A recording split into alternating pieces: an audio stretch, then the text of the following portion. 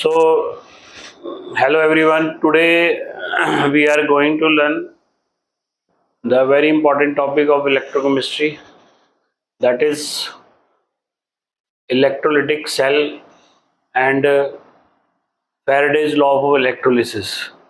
Okay, Faraday law देखेंगे आज हम क्या होता है और इलेक्ट्रोलिटिक सेल क्या होता है.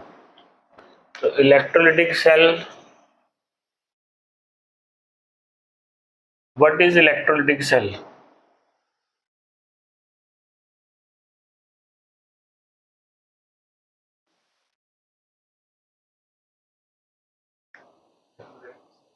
What is electrolytic cell? क्या समझते हो इलेक्ट्रोलिटिक सेल से?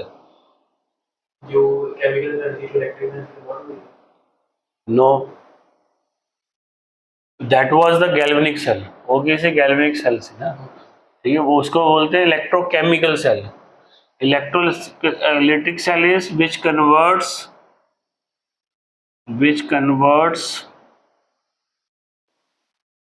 electrical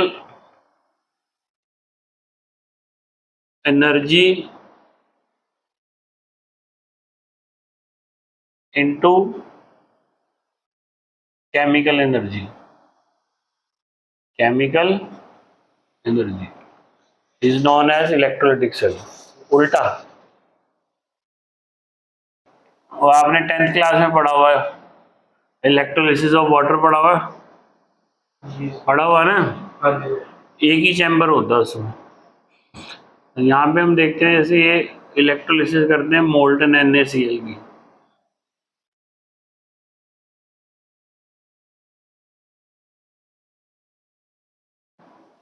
electrolysis of molten NaCl. Molten NaCl का मतलब क्या है कि Na ions liquid, Cl ion liquid. Molten NaCl, molten मतलब पिघला के लिया हुआ किसको? NaCl को, लिक्विड स्टेट में एट हाई टेम्परेचर.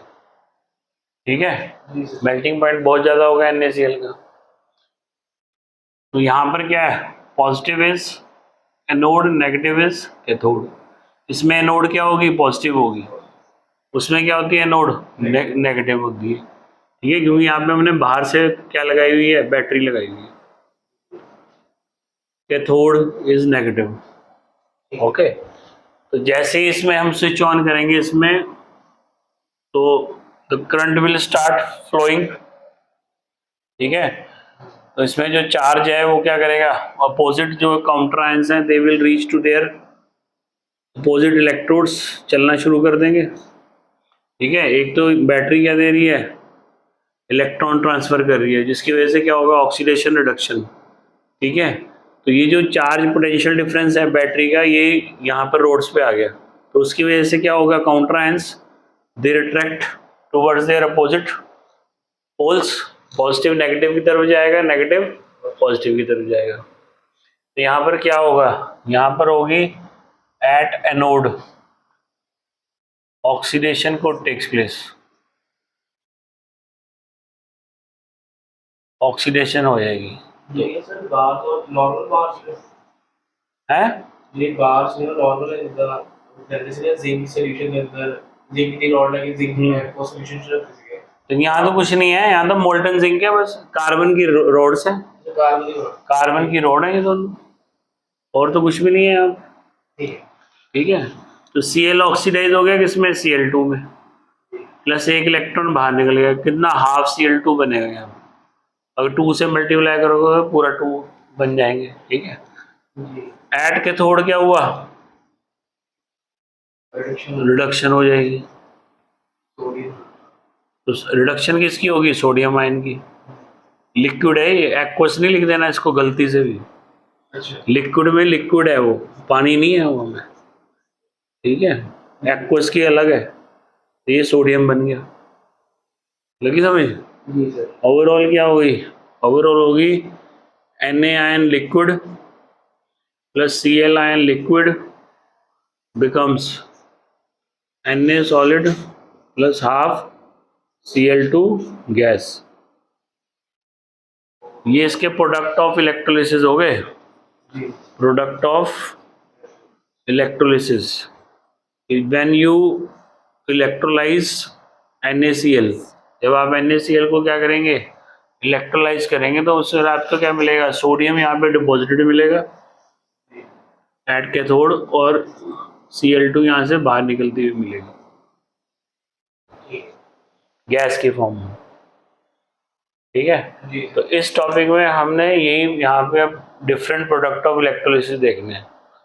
जैसे एक्वस NaCl का देखेंगे हम, जी ठीक है, कॉपर सल्फेट का देखेंगे with platinum rods and copper rods, water का देखेंगे इलेक्ट्रोलिसिस, ठीक है, और यहाँ पर हम जो है H2SO4 डाइल्यूट एंड कंसंट्रेटेड वो देखेंगे, सारे इलेक्ट्रोलिसिस प्रोडक्ट स्टडी करेंगे हम। जी ठीक है, उससे पहले ये जो पूरा प्रोसेस है, फिनोमेना है, जो ये मास डिपॉजिट हो रहा, कितना मास क्या होगा वहाँ पे लिबरेट होगा, डिपॉजिट होगा, ये सारा किस पे डिपेंड करता है, 2 लॉज आर देयर, जिसको जो स्टडी करने वाले जो credit goes to Michael Faraday.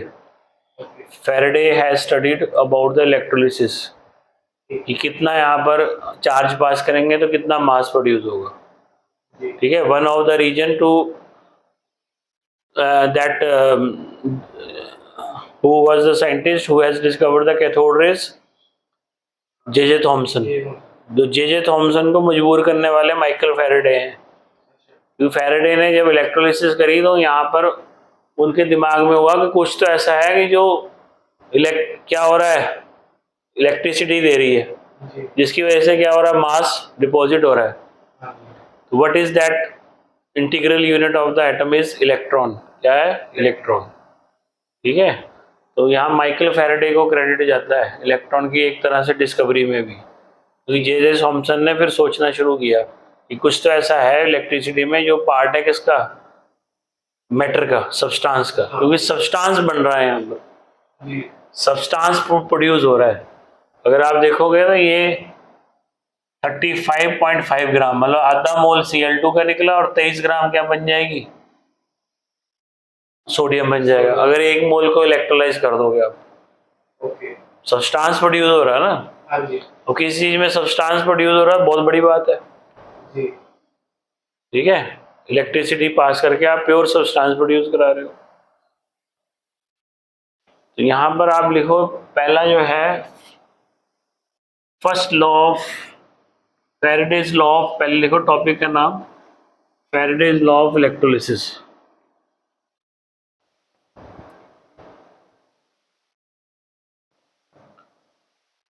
Faraday's law of electrolysis, first law.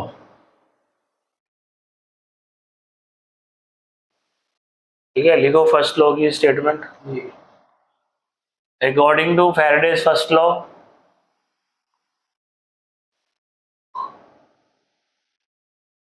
according to Faraday's first law, amount of substance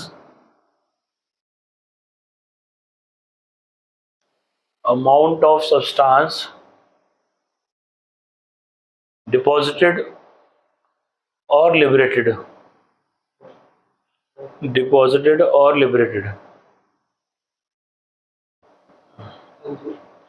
is directly proportional to the charge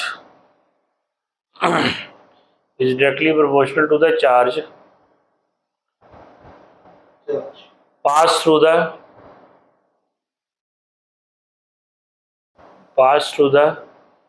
cell. W is directly proportional to Q। यहाँ देखोगे पता लगेगा क्या, नीचे वहाँ क्या पता लगेगा, नहीं अपलोड कर W is directly proportional to Q। ठीक है सुनिए यार, जी तो ये प्रोपोर्शनैलिटी हटाओगे तो क्या आ जाएगा यहाँ पे, Z into Q।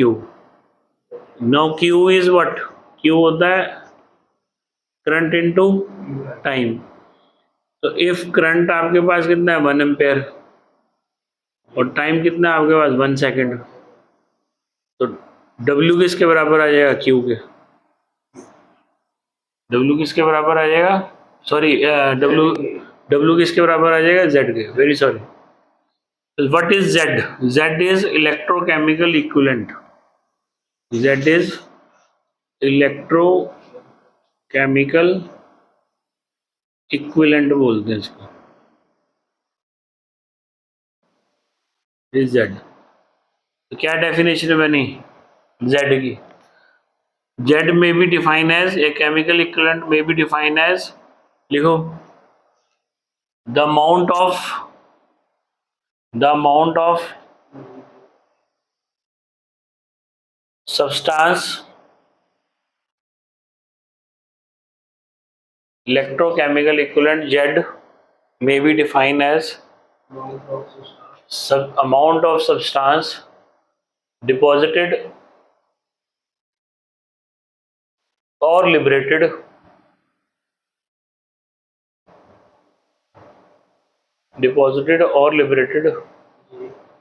when current of 1 ampere passed through the cell for 1 second.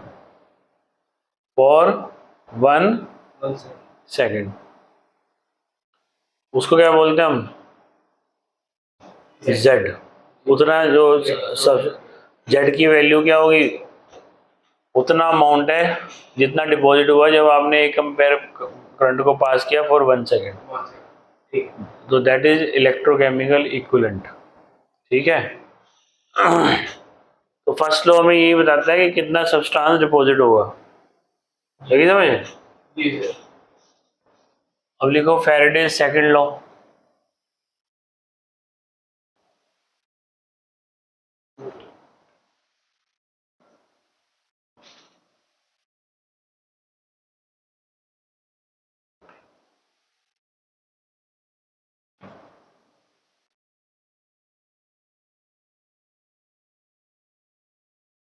लिखो इसमें सेकंड लॉ. अब सेकंड लॉ क्या बोलता है,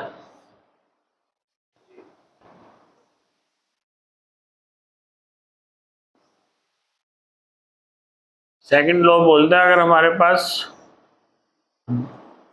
ठीक है, एक से ज्यादा सेल हैं, ठीक है, और वो कनेक्टेड है किसमें, सीरीज में.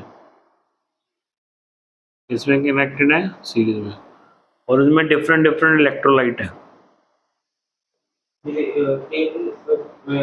हाँ मैं ड्रॉ कर रहा हूँ, वेट करो, यू विल गेट, सब समझ आएगा. ठीक है.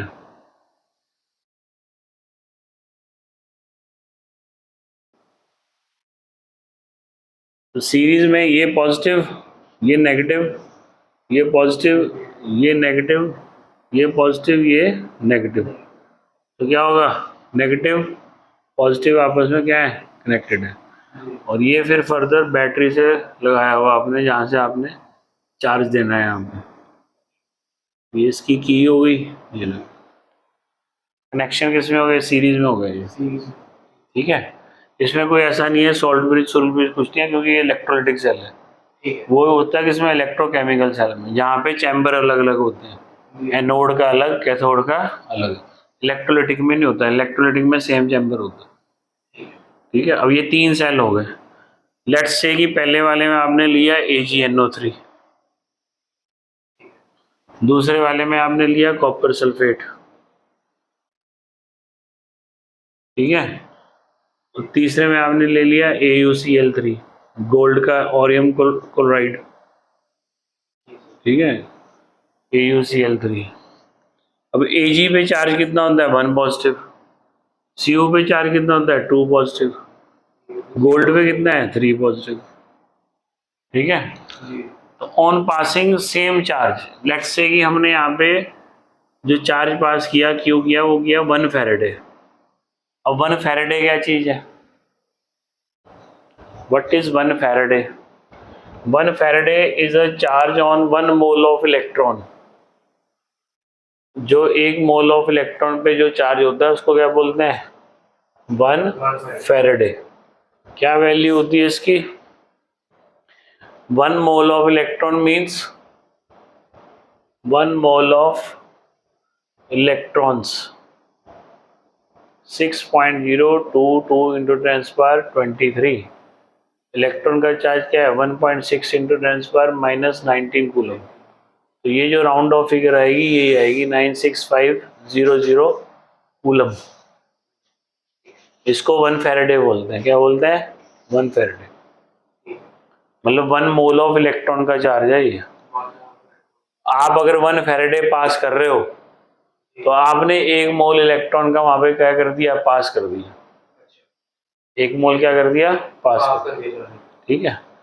अब ये जो लॉ बोलता है, ये लॉ बोलता है अगर आप सेम चार्ज पास करते हो तो जो मास ऑफ सब्सटेंस डिपॉजिट होगा, मास ऑफ सब्सटेंस डिपॉजिट होगा at cathode, it is always equal to their equivalent weights.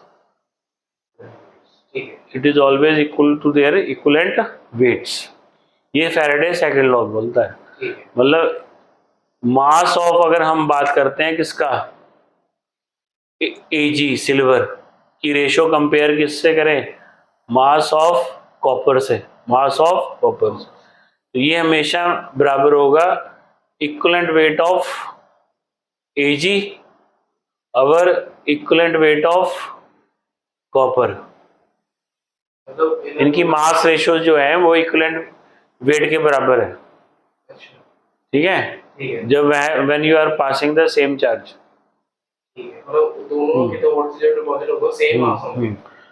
ठीक है। अगर आप यहाँ पे कंपेयर करना चाहते हो मास ऑफ किसको? कॉपर को कंपेयर कर लो किससे? मास ऑफ गोल्ड से। Mass of gold. ठीक है। कॉपर और गोल्ड आयन नहीं लेंगे हम। तो ये इनके इक्विवेलेंट वेट के बराबर होगा। इक्विवेलेंट वेट ऑफ कॉपर और equivalent weight of gold. Ratio है ये। ठीक है। तो इसका कहने का मतलब ये था कि जो व्हाट इज, अब यहाँ पे सवाल आता है इक्विवेलेंट वेट क्या है सब्सटेंस का? What is the equivalent weight of substance? तो इक्विवेलेंट वेट ऑफ सब्सटेंस है कितने वो इलेक्ट्रॉन अपने को उसको चाहिए क्या करने के लिए? रिड्यूस करने के लिए। उससे डिवाइड कर दो। जैसे सिल्वर को 1 ही इलेक्ट्रॉन चाहिए अपना डिवाइड करने के लिए। हाँ, वो चलो बात हो रहा है कि इसको अपने आप को न्यूट्रलाइज करने के लिए 1 मोल चाहिए ना। 1 मोल ऑफ Ag को क्या चाहिए होगा? 1 मोल ऑफ इलेक्ट्रॉन चाहिए। मतलब 1 मोल ऑफ इलेक्ट्रॉन क्या मतलब हो गया? Q। Q equals to 1 Faraday. Sorry 1 Faraday हो गया ना। मतलब 1 मोल Ag को डिपॉजिट होना है तो उसको कितना चाहिए? 96500 चार्ज चाहिए। वो हम पास कर रहे हैं यहाँ से। वो क्या कर रहे हैं? यहाँ से हम पास कर रहे हैं। तो जब आप 1 मोल ऑफ 1 फैराडे आप पास कर रहे हो, मतलब 1 मोल ऑफ इलेक्ट्रॉन आप सेल में से क्या कर रहे हो? सीरीज में बराबर पास कर रहे हो सब में से, तीनों सेल में। इसमें आपने 1 मोल पास कर दिया इलेक्ट्रॉन। तो Ag को तो 1 मोल ही चाहिए था पूरा बनने के लिए। तो Ag will be deposited complete mole. पूरा मोल क्या हो जाएगा? डिपॉजिट हो जाएगा। Ag का मास बताओ कितना है? 100।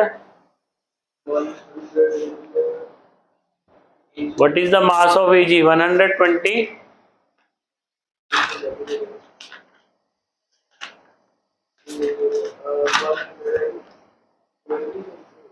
107। 107। तो ये पूरा का पूरा क्या हो गया? 107 यहाँ पे क्या हो गया? ग्राम डिपॉजिट हो जाएगा। ठीक है। 7.8 ग्राम यहाँ पे पूरा क्या हो गया? डिपॉजिट। हाँ। कॉपर के केस में क्या होगा? कॉपर है 2 पॉजिटिव, उसको क्या चाहिए? 2 मोल चाहिए। हम देख ये तरह रहे हैं 1 मोल, तो कॉपर कितना डिपॉजिट होगा? आधा मोल। ठीक है। Cu विल बी डिपॉजिटेड कितना? तो उसका जो हाफ मोल हो गया, बस Cu का जो मोलर मास है उसका क्या कर दो? हाफ कर दो। तो half mole of Cu will be deposited. तो Cu का मास होता है 63.5 डिवाइडेड बाय 2। तो कितना आ जाएगा ये? ये आ जाएगा 2 3 जा 6, 2 1 जा 2, ठीक है। तो आगे क्या आ गया, ये बचा आपके पास 2 1 जा 2, 1 बचा, हाँ जी ठीक है। तो 2 7 जा जी 14, ठीक है। 2 5 जा 10, जी तो 30 31.75 75 क्या हो गया आपके पास, मास डिपॉजिट हो जाएगा किसका, कॉपर का। ठीक है लगी समझ। जी जब आपका 107 वो हो रहा है, क्योंकि जो उसका इक्विवेलेंट वेट है वो Ag का तो है 107 ही आएगा, क्योंकि वो तो 1 से डिवाइड हो रहा है। बट यहाँ पे जो मास आएगा वो कितना आएगा आपके पास, तो आप ही आएगा ना वो हाफ मोल आएगा, तो दैट इज 31.75 ग्राम, ठीक है। अच्छा, गोल्ड का क्या होगा, 1/3, क्योंकि आपके पास तो एक ही मोल है ना, जी तो गोल्ड का जो मास डिपॉजिट होगा वो क्या होगा, 1/3। तो गोल्ड का मास कितना है, गोल्ड का मास है 197, 197। तो 197 का क्या कर दो, वन, उसका 1/3 निकाल लो, ठीक है। तो कितना आ जाएगा, 6 जा 18, ये आ गया हमारे पास 3 5 जा 15, 65.197 डिवाइडेड बाय 3, 65.66 आ रहा है ग्राम, ठीक है। इतना आ गया आपके पास, तो ये गोल्ड का आ गया। जी तो इनकी रेशियोज आप कंपेयर कर लो, तो आप अगर आपके पास क्या होगा, मास ऑफ Ag हमें पता है, मास ऑफ कॉपर हम नहीं नहीं वो वाले नहीं है, कि अगर हम इनकी वैसे कंपेयर कर सकते हैं ना। अब जैसे बता रहा हूँ, वेट करो।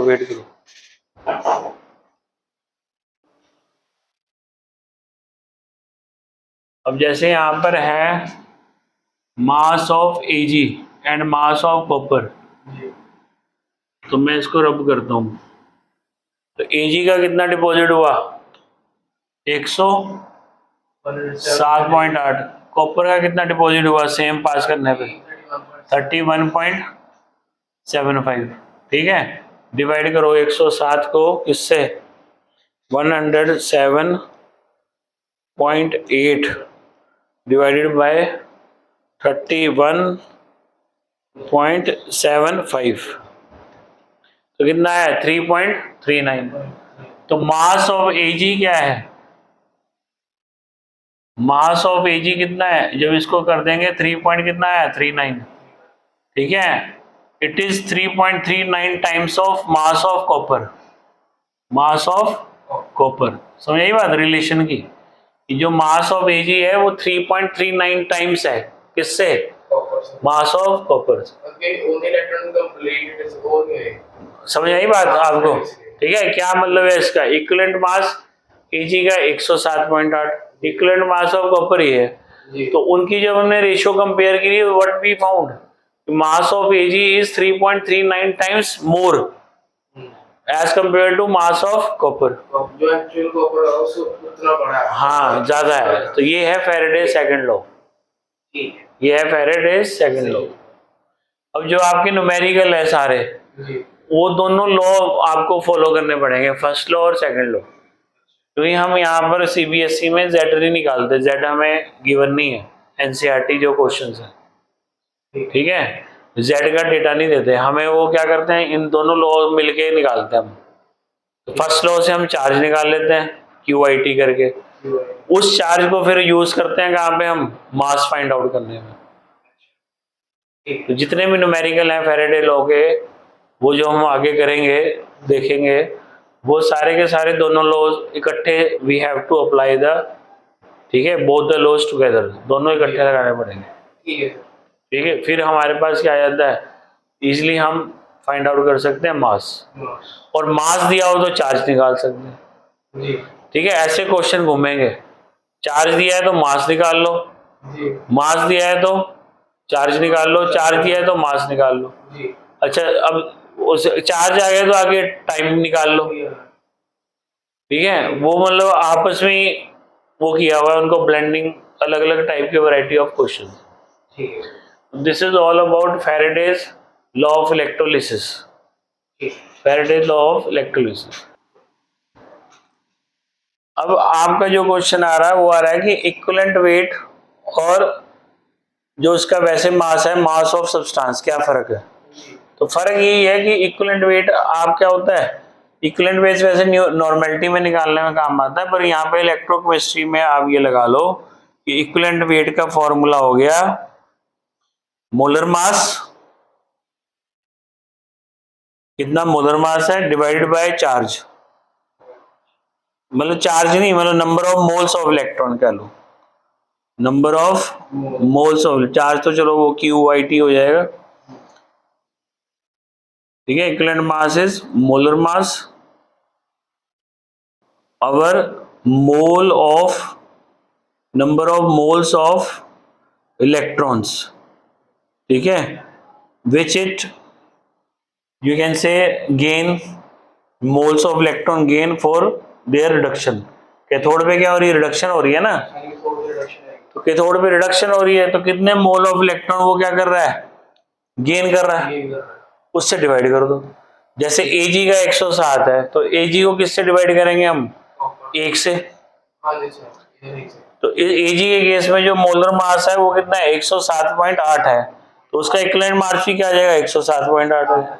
कॉपर के केस में क्या होगा, वो 2 मोल ले रहा है जी, तो वो उसका मोलर मास 63.5 है, जी, तो 2 से डिवाइड कर दिया हमने, हाँ जी, ठीक है। गोल्ड के केस में कितना है, 197 है, 3 से डिवाइड, तो ये इक्विवेलेंट वेट का फॉर्मूला है। ठीक है।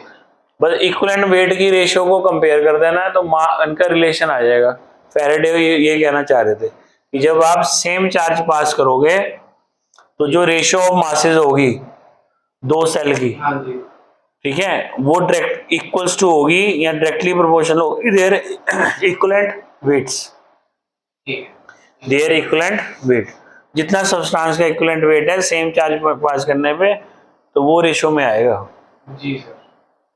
जो जैसे सिल्वर के साथ NO3 लगा है, कॉपर का सल्फेट लगा है, तो ये जो आयन है ना ना ना उसकी बात नहीं होगी, हम यहाँ पे फैराडे लॉ में, सेकंड लॉ में इसकी बात नहीं कर रहे हैं नोड की, हम बात कर रहे हैं मास डिपॉजिटेड की, लिबरेटेड की बात नहीं हो रही, डिपॉजिटेड की बात हो रही है, ठीक, ठीक है। हाँ जी, लगी ना समझ, हाँ जी, लगी। क्योंकि नहीं नाइट्रेट हो, सल्फेट हो, कुछ भी हो साथ में, ये एक्वस है ना सारे, हाँ जी, तो मोस्ट प्रोबेबली यहाँ पे जो हम लेके चलते हैं यहाँ पे वाटर नहीं होना होता है एनोड पे, अच्छा, ऑक्सीडाइज, ठीक है, ठीक है, हाँ जी, वो नहीं होते आयन, उनका जो रिडक्शन पोटेंशियल वैल्यू हाई होती है ठीक है, पानी से, ठीक मेजरली पानी क्या होता है उधर से निकलता है। है। सल्फेट हुआ, नाइट्रो हुआ, इन्होंने थी होएगा, बस ये कैसे बनेंगे? हाँ वो नहीं, वो यहीं रहेंगे नीचे सेटल डाउन, उनका कुछ नहीं होगा, अच्छा, वो नीचे पड़े रहेंगे आयन। ठीक है।